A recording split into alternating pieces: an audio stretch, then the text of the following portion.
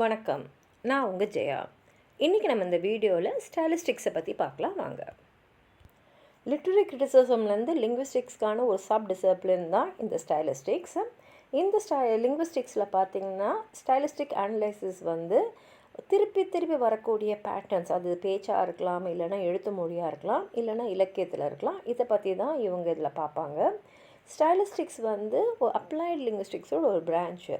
இங்கே இவங்க என்ன பண்ணுவாங்கன்னா, லிங்குவிஸ்டிக் பிரின்சிபல்ஸ் அண்ட் தியரிஸை பற்றி, அந்த ஸ்டைலை பற்றி ஸ்டடி பண்ணுவாங்க. அதே மாதிரி இவங்க லெக்சிக்கல், சின்டாட்டிக், அப்புறம் இருக்கக்கூடிய மற்ற லிங்குவிஸ்டிக் ஃபீச்சர்ஸு அந்த லிட்ரேச்சர் டெக்ஸ்டில், அதாவது ஆத்தரோ இல்லை அது எந்த காலத்தில் எழுதப்பட்டதோ இல்லை அந்த புஸ்தகம் இல்லாமல் அது சம்மந்தப்பட்ட மற்ற எந்த விஷயத்தையுமே எடுக்காமல் இவங்க வெறும் லெக்சிக்கல், சின்டாட்டிக் அந்த லிங்குவிஸ்டிக் ஃபீச்சர்ஸை மாத்திரம்தான் இவங்க ஆய்வுக்கு எடுத்துப்பாங்க. மற்ற லிங்குவிஸ்டிக் லிட்ரரி அப்ரிசியேஷன் மாதிரி இது கிடையாது. இதில் ஃபோர்க்ரவுண்டிங்னு ஒன்று இருக்குது. ஃபோர்க்ரவுண்டிங் என்னென்னா, அந்த மொழியே படிக்கிறவங்கள அப்படியே கவர்ந்துடும். இந்த கான்செப்டை இவால்வ் பண்ணது மொக்கரவோ. அதாவது இதுதான் பிராகோ ஸ்கூல் லிங்குவிஸ்டிக்ஸ் ஃபோர்க்ரவுண்டிங்னு சொல்கிறாங்க. ஏன்னா இந்த இடத்துல ஸ்டைல் தான் முக்கியமான விஷயம். ஃபோர்க்ரவுண்டிங்க்கு ஆப்போசிட்டு ஆப்டிமைசேஷனு. இப்போ ஃபோர்க்ரவுண்டிங்கால் என்ன ஆகும்னா, நம்ம ஒரு விஷயம் எழுதுகிறோன்னா அந்த ரைட்டர் என்ன பண்ணுவார்னா ரெப்பிட்டிஷன் யூஸ் பண்ணுவார், எம்ஃபசிஸ். அது மாத்திரம் இல்லாமல் எதிர்பார்க்காத லெக்சிக்கல் கொலிகேஷன்ஸு, சின்டாட்டிக் இன்வர்ஷன்ஸ்லாம் இருக்கும் போது படிக்கிறவங்களோட கவனத்தை அது அப்படி ஒரு மாதிரி இழுத்துடும். அதே மாதிரி இப்போ எப்போதுமே நம்ம என்ன சொல்லுவோம், 10 yards away, 2 months agoன்னு. ஆனால் அந்த மாதிரி சொல்லாமல் 10 yards awayக்கு பதிலாக farm yards away, அதே மாதிரி 2 months agoக்கு பதிலாக 2 husbands ago, 3 children agoன்னு சொல்லும் போது இது ஒரு மாதிரி வித்தியாசமாக இருக்குது. படிக்கிறவங்களோட கவனத்தை கொஞ்சம் கவரும். அதே மாதிரி எப்படி ஃபெமிலியர் வேர்ட்ஸ் எல்லாம் இவங்க டீஃபெமிலைஸ் பண்ணியிருக்காங்கன்னு பார்த்தீங்கன்னா, the nymphs are departed have left no address, இது டிஎஸ் எலியட்டோட வேஸ்ட்லேண்டில் வருது. Let him easter in us, இது ஹாப்கின்ஸ் அவரோட ரெக் ஆஃப் த டச்சஸ் லேண்டில் எழுதியிருக்காரு. இப்போது ஒரு புதுசாக இது வரைக்கும் வராத ஒரு விஷயத்தை போயட் யூஸ் பண்ணுறதா நம்ம டீவியன்ஸ்னு சொல்கிறோம். இந்த டீவியன்ஸ் கன்செப்ஷனலாக இருக்கலாம், அதாவது செமாண்டிக்கில் வரலாம், இல்லை நான் கன்செப்ஷனலாக பியூர்லி லிங்குவிஸ்டிக்காகவும் இருக்கலாம்.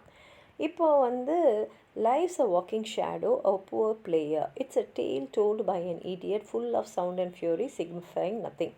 இந்த வார்த்தைகள்லாம் மேக்பத்தில் வருது. இங்கே வாழ்க்கையை walking shadow, a poor player and idiot's டேல்னு 3 வகையான இமேஜஸை கொண்டு வாழ்க்கையை பற்றி அவங்க சொல்லும் போது அந்த எஃபெக்டை இன்னும் அதிகமாக்குறாங்க. அதே மாதிரி கியூமிங்ஸோட போய்ட்டுலாம் பார்த்தீங்கன்னா, அதில் இருக்கிற டீவியன்ஸ் வித்தியாசமாக இருக்கும். லூயிஸ் கேரலோடைய படைப்பில் வரக்கூடிய டீவியன்ஸ் வேறு மாதிரி இருக்கும். என்வெஸ்ட் இதுக்குன்னு சில எக்ஸாம்பிள்ஸ்லாம் சொல்லியிருக்காரு. Who of today, I thermometer you, I lapse the book to her, the stone snows. இதெல்லாம் டீவியன்ஸு.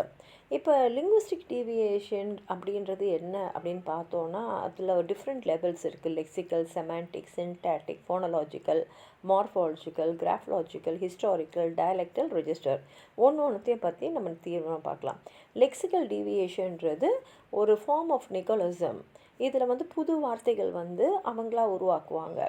இப்போ ப்ரிஃபிக்ஸாக இருக்கக்கூடிய ஃபோர்ன்ற வார்த்தையை நம்ம 4C, 4டெல்னு சொல்லுவோம். இது நார்மல். ஆனால் டிஎஸ் எலியட் 4 சஃபரர் அப்படின்ற வார்த்தையை யூஸ் பண்ணியிருக்காரு. அதே மாதிரி செமாண்டிக் டீவியேஷன் பார்த்திங்கன்னா, ஒரு வார்த்தையோ ஃப்ரேஸோ வேறு ஒரு அர்த்தத்தில் உபயோகப்படுத்தப்படும். இப்போ இதில் நம்ம irony, paradox, metaphor, simile, pun, style இதெல்லாம் எடுத்துக்கலாம். இதுக்கு உதாரணம் I am not yet born, O hear me. இது லூயிஸ் மேக்னியஸோட ப்ரேயர் பிஃபோர் பர்த்லேருந்து வருது. The child is father of the man, இது வேர்ட்ஸ்வர்த்தோட மை ஹார்ட் லீப்ஸ் அப். அப்புறம் Shakespeare, she was a phantom of delight. Keats, beauty is truth, truth beauty அப்படின்னு எழுதியிருக்காரு. Syntactic deviation பார்த்திங்கன்னா, போயட்ஸ் அந்த rules of grammar and sentence ஃபார்மேஷனை follow பண்ணாமல் இருக்குது.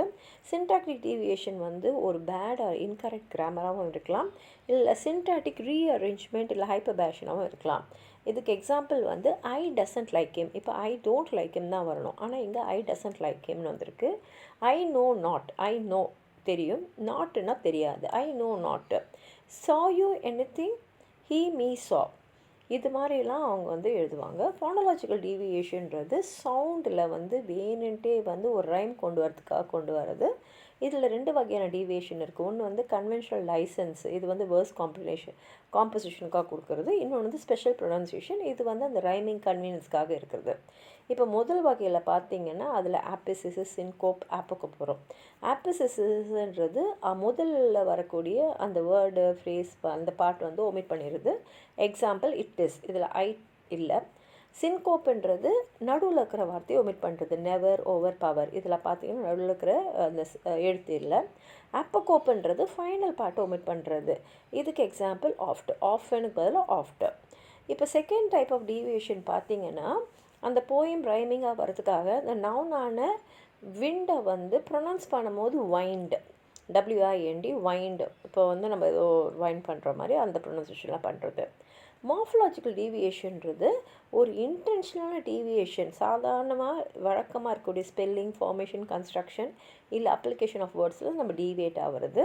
இதுக்கு எக்ஸாம்பிள் மஷ்ரூம், எக்டென்டிக்கல், அப்புறம் வந்து இன்டெலிஜிபிள். இதெல்லாம் ஜேம்ஸ் ஜாய்ஸ் அவருடைய ஃபினிகன்ஸ் வீக்கில் யூஸ் பண்ணியிருக்காரு.